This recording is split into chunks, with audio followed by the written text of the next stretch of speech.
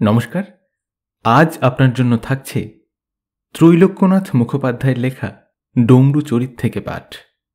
আজ থাকছে সপ্তম তথা শেষ গল্প। পূজার পঞ্চমীর দিন ডমরুধর যথারীতি বন্ধুবান্ধবের সহিত প্রতিমার সম্মুখে বসিয়াছেন। হাঁ করিয়া তিনি বলিলেন, তোমরা একবার আমার মুখের ভিতরটা ভালো করিয়া দেখো। সকলে দেখিলেন। লম্বোদর বলিলেন, তোমার মুখের ভিতর কি আছে? কিছুই নাই, ফোকলা মুখ, তিমির গিরিগহ্বরের ন্যায়। ডমরু উত্তর করিলেন, তোমাদের পাপ চক্ষু তৈলপেশী বলদের ঠুলি দ্বারা আবৃত, তোমরা দেখিবে কেবল অন্ধকার। গজানন জিজ্ঞাসা করিলেন, তবে তোমার মুখের ভিতর কি আছে? ডমরুধর উত্তর করিলেন, আমার জিহ্বা ও কণ্ঠে সরস্বতী দেবী অধিষ্ঠিতা আছেন। পূর্বে বলিয়াছি যে আমি মা দুর্গার বরপুত্র। তাহার পর তাহার সঙ্গে যে দেবতাগুলি আগমন করেন, একে একে সকলের আরাধনা করিয়া আমি সিদ্ধিলাভ করিয়াছি। কার্তিকের বরে আমার কন্দর্পের ন্যায় চেহারা হইয়াছে। মা সরস্বতীর বরে আমি এত বড় বিদ্বান হইয়াছি। মেঘনাদ বধ কে লিখিয়াছে জানো? লম্বোদর উত্তর করিলেন, কেন, মাইকেল মধুসূদন দত্ত। ডমরুধর বলিলেন, হাঁ, সকলের তাই বিশ্বাস। কিন্তু কলিকাতায় যখন আমি চাকরি করিতাম, তখন সন্ধ্যার পর সাহেবী পোশাক পরিয়া কে আমার নিকট আসিত? 2 ঘণ্টা কাল আমি যাহা বলিতাম, কে তাহা লিখিয়া লইত? সে লোকটি অপর কেহ নয়, সে লোকটি মাইকেল মধুসূদন দত্ত। মেঘনাদ বধ কাব্য আগাগোড়া আমার দ্বারা রচিত। মাইকেল আমাকে অধিক টাকা দিতে পারিতেন না। টাকা দিতেন বঙ্কিম, কোনোদিন 5, কোনোদিন 10। যেদিন দুর্গেশ নন্দিনী শেষ করিয়া তাহার হাতে দিলাম, সেদিন তিনি আমাকে একেবারে 100 টাকা দিয়াছিলেন। অন্যান্য পুস্তকের জন্য তিনি আমাকে অনেক টাকা দিয়াছিলেন। মাইকেল ও বঙ্কিম অনেক কাকতি মিনতি করিয়া আমাকে বলিয়াছিলেন যে, মহাশয়, আপনি যে আমাদের পুস্তক লিখিয়া দিয়াছেন, আমরা বাঁচিয়া থাকিতে সে কথা প্রকাশ করিবেন না। সেই জন্য এতদিন চুপ করিয়াছিলাম। আর দেখো, এখন যত বড় বড় গ্রন্থকার জীবিত আছেন, অন্তত সাধারণে যাহাদিগকে গ্রন্থকার বলিয়া জানে, তাহাদের সমুদয় পুস্তকের প্রণেতা এই শর্মা। হাসি পায়। নাম করিব না, নাম করিলে তাহাদের মান সম্ভ্রম একেবারে যাইবে। অনেক অনুনয় বিনয় করিয়া নাম করিতে তাহারা আমাকে মানা করিয়াছেন, সেই জন্য চুপ করিয়াছি। কিন্তু তাহারা যে গ্রন্থকার বলিয়া লোকের নিকট পরিচয় দেন, তাই আমার হাসি পায়। এই দেখো, আজকাল হোম রুল বলিয়া একটা হুজুগ পড়িয়াছে, সেই সম্বন্ধে বক্তৃতা করিতেছেন। ইহা অপেক্ষা আমি 100 গুণ বক্তৃতা করিতে পারি। আমার বক্তৃতা লোকে নানারূপ মুখভঙ্গি করিয়া অবাক হইয়া শ্রবণ করে। আমার প্রতি মা সরস্বতীর সামান্য কৃপা নহে। সে বৎসর কার্তিকের ময়ূরে চড়িয়া আমি যখন আকাশ ভ্রমণে গিয়াছিলাম, তখন মায়ের কৃপায় আমার মুখ দিয়া মহামন্ত্র বাহির হইয়াছিল। এ তোমার হিরিং বিরিং মন্ত্র নহে, জিলেট মন্ত্র, আসল বীজ মন্ত্র। এ মন্ত্রের যে কি অদ্ভুত শক্তি, এতদিন তাহা আমি জানিতাম না, এইবার জানিতে পারিয়াছি। এই মন্ত্রের প্রভাবে আমি শুক্লাশ্বর ঢাককে ঘোর বিপদ হইতে রক্ষা করিয়াছি। প্রেতজনী প্রাপ্ত তাহার কন্যাকে উদ্ধার করিয়াছি। সমুদ্রযাত্রাজনিত পাপ হইতে তাহার জামাতাকে পরিত্রাণ করিয়াছি। লম্বোদর জিজ্ঞাসা করিলেন, শুক্লাশ্বর ঢাক মহাশয়ের কি হইয়াছিল? ডমরুধর বলিলেন, শুক্লাশ্বর ঢাক মহাশয় গুরুগিরি করেন। তার অনেক শিষ্য আছে। গুরুগিরি করিয়া তাহার বিলক্ষণ 2 পয়সা উপার্জন হয়। দোতলা কোঠা বাড়িতে তিনি বাস করেন। মোকদ্দমা মামলা সম্বন্ধে তাহার যেরূপ ব্যুৎপত্তি, এরূপ ব্যুৎপত্তি প্রায় দেখিতে পাওয়া যায় না। নানা বিষয়ে ঢাক মহাশয় আমার সহায়তা করেন। তিনি আমার পরম বন্ধু। ঢাক মহাশয় অতি নিষ্ঠাবান পুরুষ। পূজাহ্নিক জপতপে তিনি অনেক সময় অতিবাহিত করেন। সেজন্য তাহার প্রতি আমার অগাধ ভক্তি। আজকাল ব্রাহ্মণেরা ত্রিসন্ধ্যা করে না, টিকিনারারা সে উপদেশ কাহাকেও প্রদান করে না। কিন্তু ঢাক মহাশয় সে প্রকৃতির লোক নহেন। কাহাকেও চা বা বরফ খাইতে দেখিলে তিনি আগুনের ন্যায় জ্বলিয়া ওঠেন। সন্ধ্যাহ্নিকে যাহাতে লোকের প্রবৃত্তি হয়, সে বিষয়ে তিনি চেষ্টা করেন। গত বৈশাখ মাসে একদিন ঢাক মহাশয় আমাকে ডাকিতে পাঠাইলেন। সূর্য অগ্নিবৃষ্টি করিতেছেন, রৌদ্রে পুড়িয়া যাইতেছে। আমি তাহার বাড়ি গমন করিলাম। ঘোর পিপাসায় কাতর হইয়া আমি কোঁত কোঁত করিয়া এক ঘটি জল খাইয়া ফেলিলাম। কিঞ্চিৎ সুস্থ হইলে ঢাক মহাশয় আমাকে বলিলেন যে তাহার কন্যা কুন্তলার প্রখর জ্বর হইয়াছে। কুন্তলার বয়স 9 বৎসর। 8 বৎসর বয়সে ঢাক মহাশয় তাহার বিবাহ দিয়াছিলেন। বিবাহের 2 মাস পরে সে বিধবা হইয়াছিল। দোতলার উপর যে ঘরে কুন্তলা শুইয়াছিল, ঢাক মহাশয়ের সহিত আমি সেই ঘরে গমন করিলাম। জ্বরে কুন্তলার কাঠ ফাটিতেছে, আগুনের ন্যায় শরীরের উত্তাপ হইয়াছে, ক্রমাগত এপাশ ওপাশ করিতেছে। মা একটু জল দাও, মা একটু জল দাও, ক্রমাগত এই কথা বলিতেছে। মা, পিপাসে আমার বুক ফাটিয়া যাইতেছে, একটু জল দাও না, একটুখানি দাও, কেবল মুখটি ভিজাইয়া দাও, একটু জল না খাইয়া থাকিতে পারি না, জল জল জল। বিরস বদনে মা নিকটে বসিয়াছেন, মাঝে মাঝে বাতাস করিতেছেন, মাঝে মাঝে চক্ষুর জল মুছিতেছেন। ঢাক মহাশয় আমাকে চুপি চুপি বলিলেন, আজ একাদশী, বিধবা, সেই জন্য জল দিতে বারণ করিয়াছি, কিন্তু জল দিতে আমার গৃহিণীর ইচ্ছা, এখন কি করি, সেই জন্য তোমাকে ডাকিতে পাঠাইয়াছিলাম। নিচে গিয়ে আমি বলিলাম, বাপরে, জল কি দিতে পারা যায়? ব্রাহ্মণের ঘরের বিধবা, একাদশীর দিন জল খাইতে দিলে তাহার ধর্মটি একেবারে লোপ হয়ে যাইবে। ঢাক মহাশয় তাহাই করিলেন, কন্যাকে জল দিলেন না। রাত্রিতে কন্যা পাছে নিজে জল চুরি করিয়া খায়, অথবা তাহার কষ্ট দেখিয়া মাতা ভগিনী কি অপর কেহ পাছে তাহাকে জল প্রদান করে। সেজন্য সন্ধ্যার সময় কুন্তলাকে তিনি নিচের তালার এক ঘরে বন্ধ করিয়া চাবি দেয়া দিলেন। সমস্ত রাত্রি পীড়িতা কন্যা একেলা সেই ঘরে রহিল। ধর্মরক্ষা সম্বন্ধে ঢাক মহাশয়ের এমনই দৃঢ়পণ। প্রাতঃকালে যখন তিনি ঘরের চাবি খুলিলেন, তখন সকলে দেখিল যে বালিকা পিপাসায় হতজ্ঞান হইয়া ঘরের ভিজা মেঝের এক ধার হইতে অপর ধার পর্যন্ত সমস্ত রাত্রি বারবার চাটিয়াছে। অবশেষে অজ্ঞান হইয়া ঘরের এক কোণে পড়িয়া আছে। মাতা তাহাকে কোলে তুলিয়া লইলেন, কিন্তু তাহার মাথাটি লুটিয়া পড়িল। সেদিন দ্বাদশী। মাতা তাহার মুখে জল দিলেন, কিন্তু সে গিলিতে পারিল না। 2 কষ দিয়া জল বাহিরে আসিয়া পড়িল। সে আর কথা কহিল না। শেষকালে একবার মাত্র বলিল, জল জল। এই কথা বলিয়া সে প্রাণ ত্যাগ করিল। এই ঘটনার কথা যখন চারিদিকে প্রচারিত হইল, তখন দেশ শুদ্ধ লোক ঢাক মহাশয়কে ধন্য ধন্য করিতে লাগিল। সকলে বলিল, কি দৃঢ় মন, কি ধর্মের প্রতি আস্থা! এরূপ পুণ্যবান লোক কলিকালে হয় না। তাহার প্রতি লোকের এত ভক্তি হইল যে 1 মাসের মধ্যে তাহার 100-এর অধিক নূতন শিষ্য হইল। কন্যার মৃত্যুতে ঢাক মহাশয়ের আনন্দ হইল। তিনি বলিলেন, বিধবা হইয়া চিরজীবন দুঃখে যাপন করা অপেক্ষা মরাই ভালো। কিন্তু মৃত কন্যা তাহাকে অধিক দিন আনন্দ ভোগ করিতে দিল না। একদিন রাত্রি 2 প্রহরের সময় সহসা জল জল, হা জল, হা জল, এইরূপ ভীষণ চিৎকার করিয়া সে বাড়ির চারিদিকে ছটফট করিয়া বেড়াইল। সকলে নিদ্রাভঙ্গ হইল, সকলে ঘোর ভয় ভীত হইল। ইহার 4 দিন পরে ঢাক মহাশয়ের পুত্রটি মরিয়া গেল। এইবার ঢাক মহাশয় শোকে অভিভূত হইয়া পড়িলেন। 15 দিন পরে আবার কুন্তলার ভূত সেইরূপ জল জল করিয়া চিৎকার করিল। এবার মাতঙ্গিনী নামক দাসীর মৃত্যু হইল। যখনই কুন্তলার ভূত চিৎকার করিত, তখনই বাড়ির একটা না একটা লোক মরিতে লাগিল। দাসীর মৃত্যুর পর ঢাক মহাশয় গয়াতে পিণ্ড দিবার জন্য লোক পাঠাইলেন, কিন্তু তাহাতে কোনো ফল হইল না। কারণ কিছুদিন পরে পুনরায় যখন চিৎকার হইল, তখন ঢাক মহাশয়ের ছোট্টু নামক চাকর মরিয়া গেল। বিধবা হইয়া একাদশীর দিন ভিজা মেঝে চাটা পাপটি সামান্য নহে। গয়াতে 1000 পিণ্ড দিলেও ইহা ক্ষয় হয় না। কুন্তলাকে কি উপায় উদ্ধার করা যায়, সেই সম্বন্ধে ঢাক মহাশয় আমার সহিত অনেক পরামর্শ করিলেন, কিন্তু আমি তাহাকে কিছু বলিতে পারিলাম না।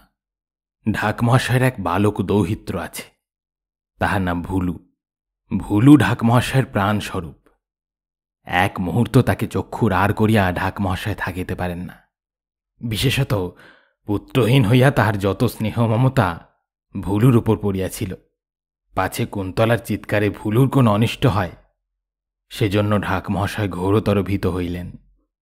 বিপদের উপর বিপদ। ঢাক মহাশয়ের জামাতা ভুলুর পিতা, যাহার নাম কেশব, বোগদাদে গিয়াছিলেন। তাহার সহিত ঢাক মহাশয়ের সদ্ভাব ছিল না। ঢাক মহাশয় আশা করিয়াছিলেন যে তিনি লড়াইয়ে মারা পড়িবেন। ভুলু ও ভুলুর মাতা চিরকাল তাহার নিকট থাকিবে। ভুলুর মাতার নাম কালিকা। বাল্যকাল হইতে তাহাকে আমি কোলে পিঠে করিয়াছি। কন্যার ন্যায় তাহাকে আমি স্নেহ করি। এত চুল কখনো আমি কাহারও দেখি নাই। কিছুদিন পূর্বে দোতলার ঘরে জানলার ধারে সে চুল এলো করিয়া বসিয়াছিল। সে যে কি অপূর্ব শোভা হইয়াছিল তাহা তোমাদিগকে আর কি বলিব। ঢাক মহাশয়ের জামাতা, কালিকা দেবীর স্বামী, ভুলুর পিতা কেশব লড়াইয়ে মারা যান নাই। তিনি দেশে ফিরিয়া আসিলেন। দেশে আসিয়া তিনি কালিকা ও ভুলুকে লইতে পাঠাইলেন। ঢাক মহাশয়ের মাথায় ঠিক যেন বজ্রাঘাত হইল।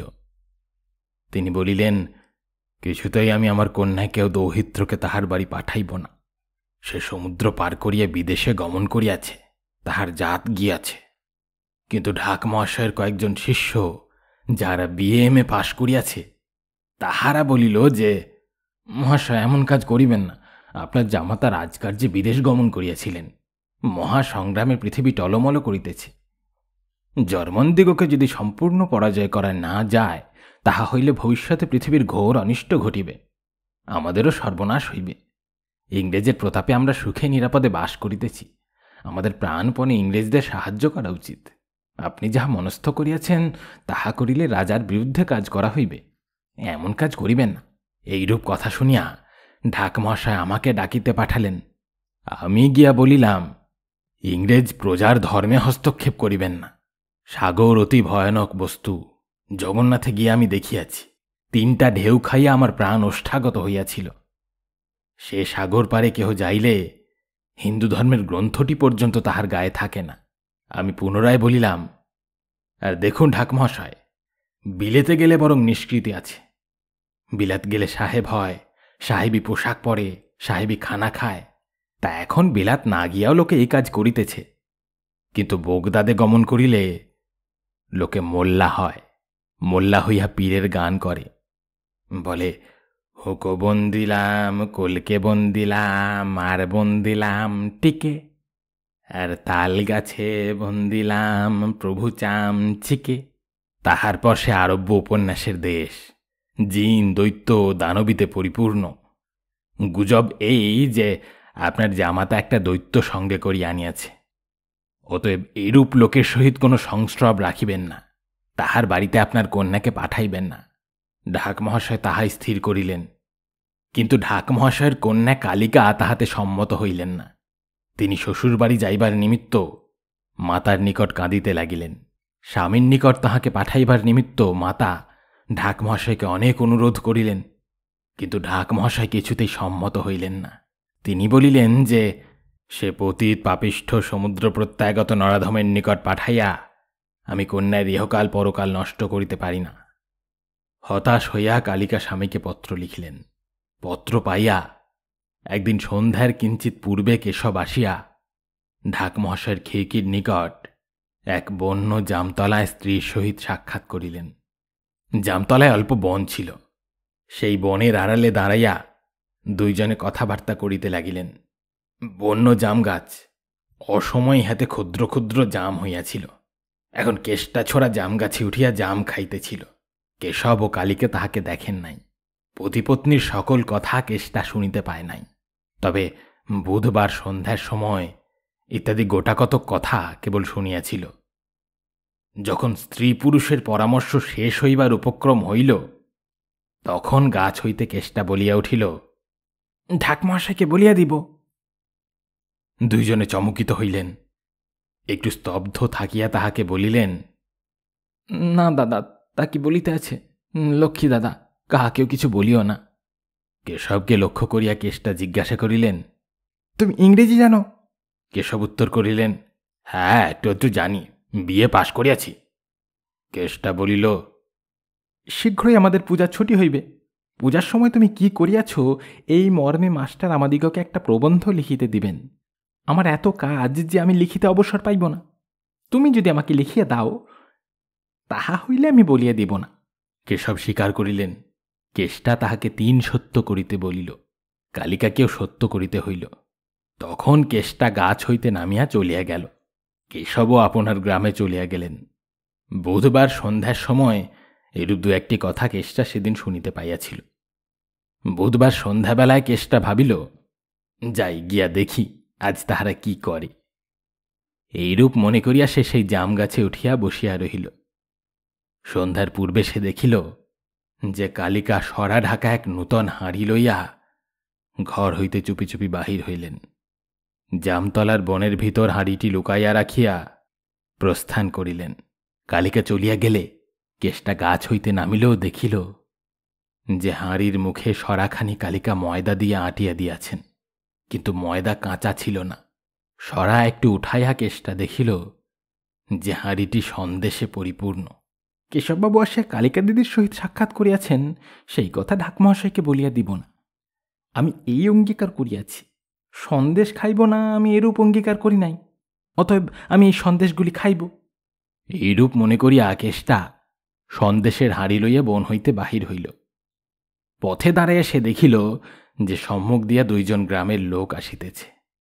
পরবর্তীকে চাহিয়া দেখিল যে প্রেম চাকি ধান বোঝায় গরুর গাড়ি লইয়া আসিতেছে। কেষ্টা ভাবিল যে উদর বোঝা বুধর ঘাড়ে দিই, তা না করিলে আমি ধরা পড়িব। এইরূপ মনে করিয়া আসে সন্দেশের হাঁড়িটি গাড়িওয়ালাকে দিয়া বলিল, প্রেম খোড়ো, কালিকা দিদি আমাকে সন্দেশ দিয়াছেন, আমি একলা খাইব না, তোমাতে আমাতে 2 জনে খাইব। তুমি ঘোষেদের গঙ্গার ঘাটে গিয়া গাড়ি রাখো, একটু পরে আমি যাইতেছি। কলিকাতার দক্ষিণে এই সমুদয় ঘটনা ঘটিয়াছিল। স্থানে প্রাচীন গঙ্গার গর্ভ লোকে ভাগ করিয়া লইয়াছে, তাই ঘোষেদের গঙ্গা, বসুদের গঙ্গা ইত্যাদি। প্রেমচাকি সন্দেশের হাঁড়ি লইয়া গঙ্গার ঘাটে চলিল। কেষ্টাও অন্য পথ দিয়া সেই দিকে চলিল। প্রেমচাকি ঘাটে উপস্থিত হইয়া হাঁড়িটি একটি খুলিয়া দেখিল যে সন্দেশে পরিপূর্ণ। সে ভাবিল যে আমার ছেলেদের জন্য সন্দেশ লইয়া যাইব, কেষ্টাকে ভাগ দিব না। কিন্তু এই সময় দেখিল যে দূরে কেষ্টা আসিতেছে। তাড়াতাড়ি হাঁড়ির মুখ পুনরায় বন্ধ করিল। গাড়ি হইতে একটি ঝুড়ি লইয়া হাঁড়িটি ঝুড়ি চাপা দিয়া তাহার উপর সে বসিয়া রহিল। কেষ্টা আসিয়া সন্দেশের ভাগ চাহিল। আমি সব সন্দেশ খাইয়া ফেলিয়াছি। 2 জনে ঝগড়া বাঁধিয়া গেল। এমন সময় কেষ্টা দেখিল যে দূরে গজরাজ আসিতেছে। তাহাকে দেখিয়া কেষ্টা সে স্থান হইতে প্রস্থান করিল। এদিকে কালিকার মন সুস্থির নাই। জামতলায় সন্দেশের হাঁড়ি ঠিক আছে কিনা তাহা দেখিবার নিমিত্ত তিনি আর একবার বনের ভিতর গমন করিলেন। সে স্থানে গিয়া দেখিলেন যে বনের ভিতর সন্দেশের হাঁড়ি নাই। কালিকা কাঁদিয়া উঠিলেন, আমার হাঁড়ি কে লইয়া গিয়াছে, এই বলিয়া ক্রমাগত কাঁদিতে লাগিলেন। সেদিন বৈকালবেলা আমি ঢাকমহাশয়ের বাড়ি গিয়াছিলাম। ঢাকমহাশয় বলিয়াছিলেন যে আমি নানা বিপদে পড়িয়াছি, মা দুর্গা আমাকে রক্ষা করিতেছেন না, অতএব আর আমি দুর্গার পূজা করিব না। কথা শুনিয়া আমি থাকিতে পারিলাম না। আমি তাহাকে বুঝাইতে যাইলাম। আমি বলিলাম যে মা দুর্গা পরম দয়াময়ী, যাহা হইবার তাহা হইয়া গিয়াছে। ভক্তিভাবে ঘটা করিয়া দুর্গোৎসব করুন, তাহা হইলে আমাকেও যেরূপ তিনি নানা বিপদ হইতে রক্ষা করেন, আপনাকেও তিনি সেইরূপ নানা বিপদ হইতে রক্ষা করিবেন। কিন্তু প্রথম তিনি আমার কথায় কিছুতেই সম্মত হইলেন না। তাহার পর যখন আমি বলিলাম যে পূজা বন্ধ করিলে শিষ্য সেবক যে বার্ষিক প্রদান করে তাহার কি হইবে, তখন তিনি পূজা করিতে সম্মত হইলেন। আমাদের 2 জনে এইরূপ কথাবার্তা হইতেছে, এমন সময় কালিকার কান্নার শব্দ আমাদের কানে প্রবেশ করিল। আমরা সেই স্থানে গিয়া জিজ্ঞাসা করিলাম, কি হইয়াছে? কালিকা উত্তর করিলেন যে আমার সন্দেশের হাঁড়িকে লইয়া গিয়াছে। আমি বলিলাম, গোটা কত সন্দেশের জন্য এত কান্না কেন? ঢাক মহাশয় তোমাকে অনেক সন্দেশ কিনিয়া দিবেন। ক্রমে সকল কথা প্রকাশ পাইল। পিতার অগোচরে কালিকা ঘর হইতে পলায়ন করিবেন স্বামীর সহিত এইরূপ পরামর্শ করিয়াছিলেন। বুধবার সন্ধ্যাবেলা কেশব ঘোড়ার গাড়িতে কাটিগঙ্গার ঘাটের নিকট লুক্কায়িত থাকিবেন। একটু অন্ধকার হইলে কালিকা ভুলুকে লইয়া সেই স্থানে গমন করিবেন। তাহার পর ঘোড়ার গাড়িতে রেল স্টেশন যাইবেন। সে স্থান হইতে রেলগাড়িতে কেশব স্ত্রীপুত্র লইয়া আপনার গ্রামে গমন করিবেন। বাক্স লইয়া গেলে পাছে কেহ জানিতে পারে, সেজন্য কালিকা আপনার গহনাগুলি হাঁড়িতে রাখিয়া তাহার উপর সন্দেশ চাপা দিয়া বনে রাখিয়াছিলেন। যাইবার সময় লইয়া যাইবেন এইরূপ মানস করিয়াছিলেন। যখন এই সব কথা প্রকাশ হইল তখন একটা হুলস্থুল পড়িয়া গেল। কে সে হাঁড়ি লইয়া গেল তাহার অনুসন্ধান হইতে লাগিল। 2 জন গ্রামের লোক বলিল, সন্ধ্যার সময় তাহারা জাম গাছের নিকট দিয়া যাইতেছিল। প্রেম চাকি গরুর গাড়ি লইয়া সেই পথ দিয়ে আসিতেছিল। কেষ্টা তাহাকে একটা হাঁড়ি দিল। ইহা তাহারা দেখিয়াছে। তৎক্ষণাৎ একজন লোক প্রেম চাকির বাড়িতে দৌড়িল। আরেকজন লোক কেষ্টার বাড়িতে গেল। আমার চাকর গজরাজকে আমি গঙ্গার ঘাটে পাঠাইলাম। আমি তাহাকে আদেশ করিলাম যে, সে স্থানে যদি তুমি প্রেম চাকিকে দেখিতে পাও, তাহা হইলে গাড়ি শুদ্ধ তাহাকে ধরিয়া আনিবে। গজরাজ তাহাই করিল। প্রেম চাকির গাড়ি আমরা অনুসন্ধান করিয়া দেখিলাম, হাঁড়ি পাইলাম না।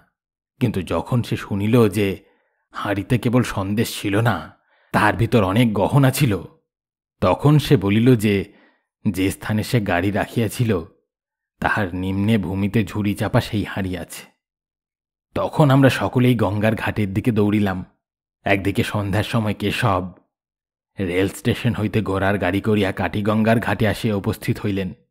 একটু দূরে ঘোড়ার গাড়ি রাখিয়া তিনি ঘাটের নিকট গমন করিলেন।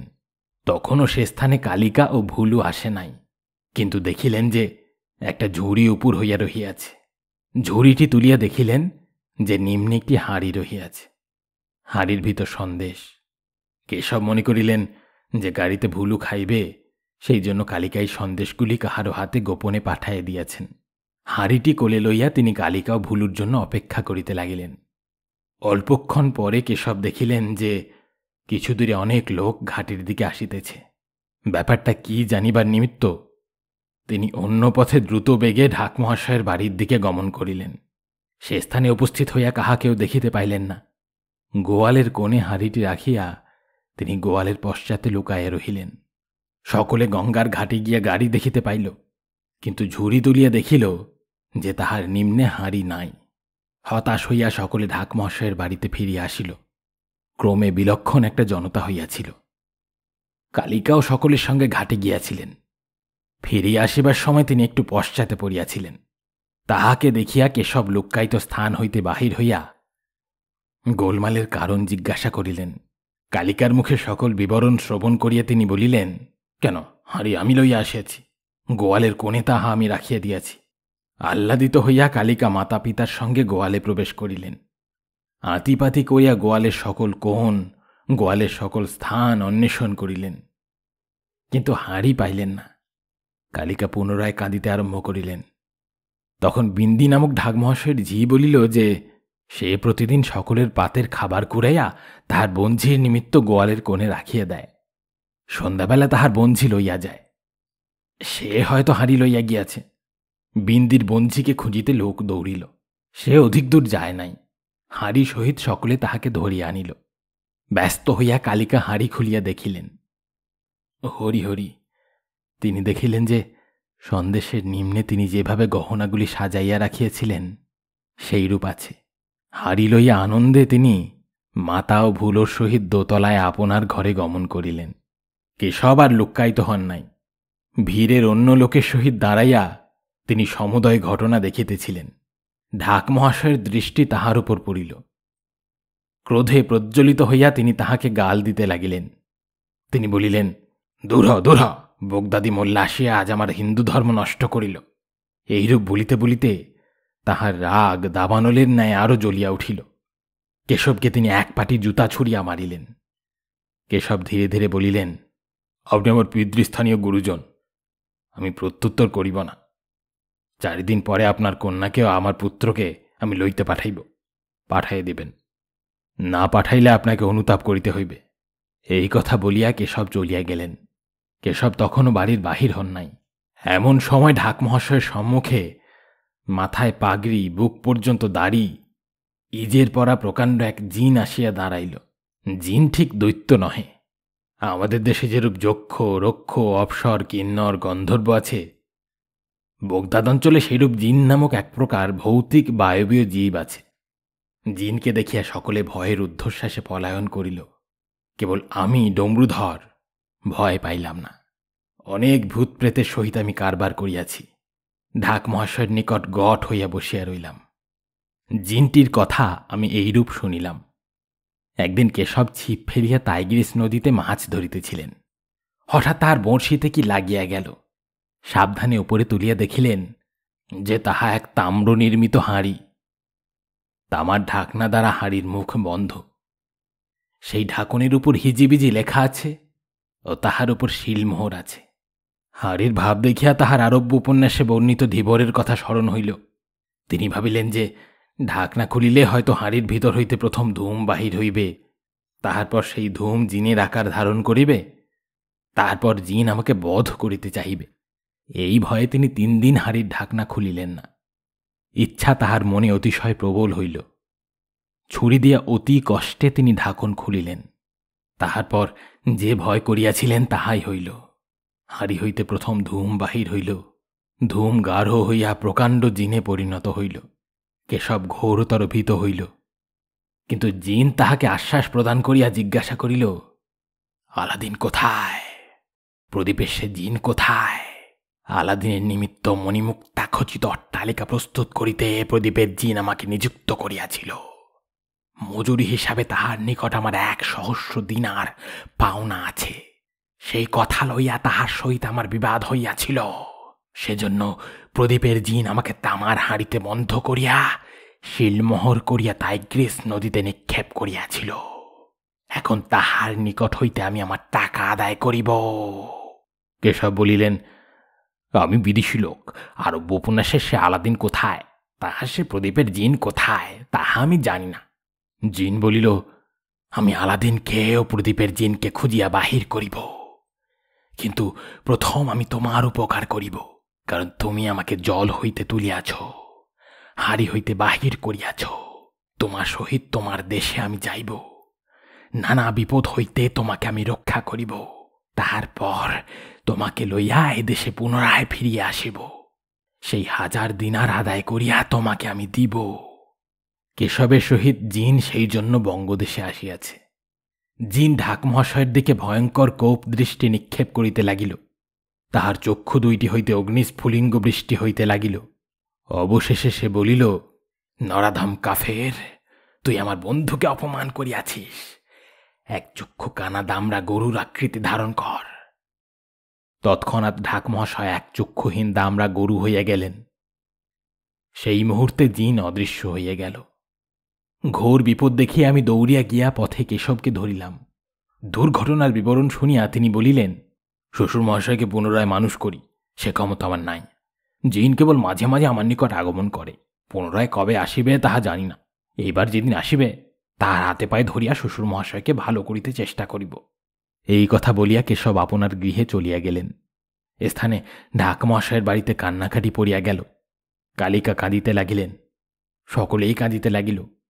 ঢাক মহাশয় হাঁ করিয়া দেখাইলেন যে তাহার মুখ শুষ্ক হইয়া গিয়াছে। আমি 1 হাঁড়ি ভাতের ফ্যান আনিয়া তাহার সম্মুখে ধরিলাম। ঢাক মহাশয় চোঁচো করিয়া তাহা খাইয়া ফেলিলেন। তাহা খাইয়া তাহার শরীর কিঞ্চিত সুস্থ হইল। আমরা তাহাকে ঘরের ভিতর লইয়া যাইতে চেষ্টা করিলাম, কিন্তু তিনি পৈঠা উঠিতে সম্মত হইলেন না। অগত্যা তাহাকে গোয়ালে লইয়া যাইতে হইল। তাহার মুখের ভঙ্গি দেখিয়া আমি বুঝিলাম যে তিনি আর সকলকে চলিয়া যাইতে বলিতেছেন। তাহার চক্ষু দিয়া দর দর ধারায় অশ্রুপাত হইতে লাগিল। আমি তাহাকে আশ্বাস দিয়া বলিলাম, কিছু ভয় নাই, শীঘ্রই পুনরায় আপনি মনুষ্য শরীর পাইবেন। আর যতদিন না পুনরায় আপনার মনুষ্য শরীর হয়, ততদিন আপনাকে আমি ছাড়িয়া যাইব না। রাত্রি 9টার সময় আমি নিজ হাতে খড় কাটিয়া তাহাকে জাপ দিলাম। তাহার পর গোয়ালের দেয়ালে ঠেস দিয়া বসিয়া আমি ক্রমাগত মা দুর্গাকে ডাকিতে লাগিলাম। আমি বলিলাম যে, মা, তুমি আমাকে নানা বিপদ হইতে রক্ষা করিয়াছ, আমার বন্ধুকে তুমি এই বিপদ হইতে রক্ষা করো। ইনি পূজা করিবেন না বলিয়াছেন, কিন্তু মা, ভাবিও না, যাহা তিনি এবৎসর ঘটা করিয়া তোমার পূজা করেন, আমি সে ব্যবস্থা করিব। মা দয়াময়ী, মা আমার কান্না শুনিলেন। রাত্রি ৩টার সময় গোয়ালে অন্ধকারে বসিয়া আমি একটু চক্ষু বুজিয়াছি, এমন সময় মা আমাকে দর্শন দিলেন। মা বলিলেন, ডমরুধর, তুমি আমার বরপুত্র, কিছু ভয় নাই। সরস্বতীর কৃপায় তোমার মুখ হইতে জিলেট মন্ত্র বাহির হইয়াছিল। সেই মহামন্ত্রের প্রভাবে তুমি ঢাকের পশুত্ব মোচন করো, কুন্তলাকে উদ্ধার করো, কেশবকে সমুদ্রযাত্রাজনিত পাপ হইতে মুক্ত করো। সমুদ্রযাত্রা তো সামান্য কথা, জিলেট মন্ত্র প্রভাবে মানুষের সকল পাপ দূর হয়। এই মহামন্ত্রের মহিমা অপার। জিলেট জিলেকি সিলেমেল কিলেকিট কিলেকিস। এইরূপ উপদেশ দিয়া মা অন্তর্ধান হইলেন। প্রাতঃকালে উঠিয়া আমি প্রথমে স্নান করিলাম। শুচি হইয়া গোয়ালে প্রবেশ করিয়া এক চক্ষুহীন দামড়া গরুর অর্থাৎ ঢাক মহাশয়ের গায়ে হাত বুলাইয়া আমি জিলেট মন্ত্র পাঠ করিতে লাগিলাম। জিলেট জিলেকি সিলেমেল কিলেকিট কিলেকিস 7 বার এই মহামন্ত্র পাঠ করিতেই ঢাক মহাশয়ের দামড়া রূপ ঘুচিয়া পুনরায় মনুষ্যরূপ হইল। তাহার পর জিলেট মন্ত্র উচ্চারণ করিতে করিতে আমি ঢাক মহাশয়ের বাড়ি 3 বার প্রদক্ষিণ করিলাম।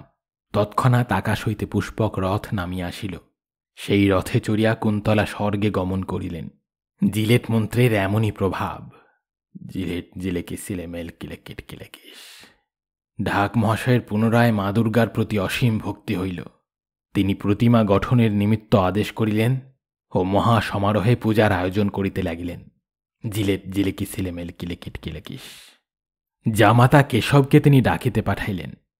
জিলেট মন্ত্রে তাহার গায়ে হাত বুলাইয়া আমি তাহাকে সকল পাপ হইতে মুক্ত করিলাম। শ্বশুর জামাতায় অক্ষুণ্ণ অপরিসীম স্নেহ ও মমতার সদ্ভাব হইল। জিলেট জিলেকি সিলেমেল কিলেকিট কিলেকিস। 2-4 দিন পরে জিন আসিয়া উপস্থিত হইল। সে বলিল, এই যে ডমরু মহাশয়, মনুষ্য মধ্যে ইনি রত্ন বিশেষ, ইনি জিলেট মন্ত্র প্রাপ্ত হইয়াছেন। সেই মহামন্ত্র বলে ইনি না পারেন এমন কোনো কাজ নাই। আজ রাত্রিতে ইহাকে আমি শাহারজাদি দিনারজাদি নাচ দেখাইব।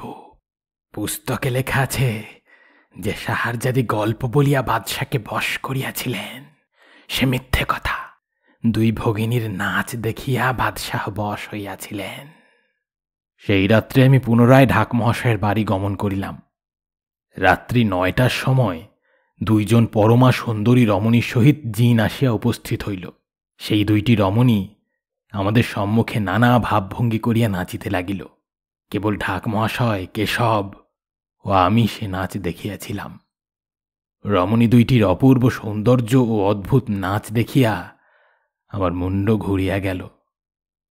দুর্লভী বাগদিনীকে আমি ভুলিয়া যাইলাম। নাচ সমাপ্ত হইলে জিন বলিল, আজ রাত্রিতেই আমরা বগদাদে গমন করিব। ডমরু মহাশয় ও কেশবকে সঙ্গে লইয়া যাইব। বায়ুরূপে উড়িয়া মুহূর্ত মধ্যে আমরা সে স্থানে পৌঁছিব। সে স্থানে গিয়া ডমরু মহাশয়ের সহিত শাহারজাদির নিকা দিব ও দিনারজাদির সহিত কেশবের বিবাহ দিব। সে প্রস্তাবে আমি সম্মত হইলাম, কিন্তু আমি বললাম যে এলোকিসির মত না লইয়া আমি যাইতে পারিব না। কারণ তাহাকে যদি না বলিয়া যাই, তাহা হইলে পৃথিবী খুঁজিয়া তিনি আমাকে বাহির করিবেন। আমার মাথা টাক হইতে পায়ের অঙ্গুলি পর্যন্ত তিনি আমাকে ঝাঁটা পেটা করিবেন।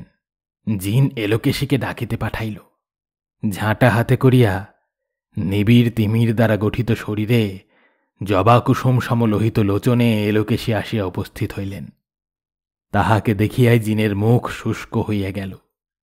তাহার পর শাহারজাদির সহিত আমার নিকার প্রস্তাব শুনিয়া যখন এলোকেশী জিনকে ঝাঁটাপেটা করিতে দৌড়িলেন, তখন জিন, শাহারজাদি ও দিনারজাদির শরীর গলিয়া ধূমে পরিণত হইল। ধূম বাতাসে মিশিয়া গেল। সেই দিন হইতে তাহারা কোথায় যে পলায়ন করিল তাহা কেহ জানে না। কেশবের নিকট জিন আর আসে না। যাহা হোক, ঢাক মহাশয় এবৎসর ঘোর ঘটা করিয়া দুর্গোৎসব করিলেন। লম্বোদর বলিলেন, আচ্ছা, আজগুবি গল্প তুমি বানাইতে পারো। ডমরুধর উত্তর করিলেন, সকলই মহামায়ার মায়া। জিলেট জিলেকি সিলেমেল কিলেকিট কিলেকিস। শেষ হল ত্রৈলোক্যনাথ মুখোপাধ্যায়ের লেখা ডমরু চরিত্রের শেষ গল্প। খুব শীঘ্রই ফিরে আসছি নতুন গল্প নিয়ে। ততদিন ভালো থাকবেন, সুস্থ থাকবেন। ধন্যবাদ।